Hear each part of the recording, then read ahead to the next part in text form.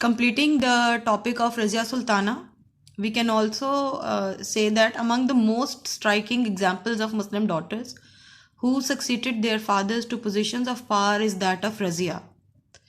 यानी बहुत इम्पॉर्टेंट एक पोजीशन रही है रज़िया सुल्ताना की तमाम मुस्लिम जो ये सलातीन दिल्ली हैं उनमें, और इसके बाद भी हमें जो है वो बड़ी बड़ी मिसालें तो मिलती हैं।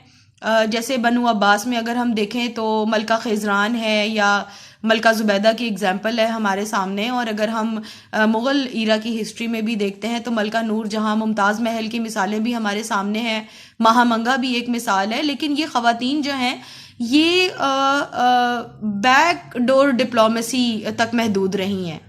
लेकिन रज़िया सुल्ताना जो है, she is the only example who rose to the throne as a successor of Al-Tutmash.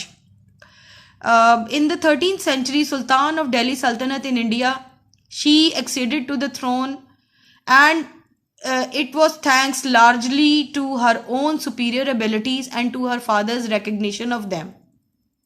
Like we can say that it was the only support of Sultan Shamsuddin Al-Tutmash that Razia Sultana got that position in her life. Though Razia Sultana's reign lasted less than 4 years, she left an important legacy of female rule in South Asia.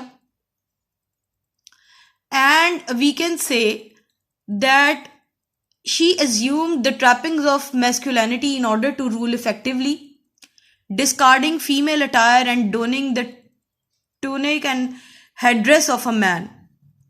So it was her ability that she left behind her masculinity in order to rule over the Delhi Sultanate.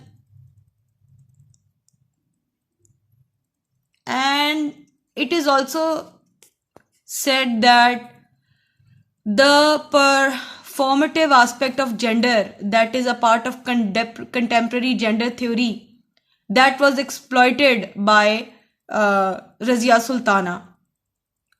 And Razia's example is like those of cross-dressing women in the West challenges previous understandings of medieval definitions of gender by showing that the boundaries between the sex were far more permeable than often portrayed. Finally, it is suggested that neither Razia's gender not her attempts to conceal it were deciding factors of her eventual disposition, though they do play a major part in how she is culturally remembered. Now, if we just overlook at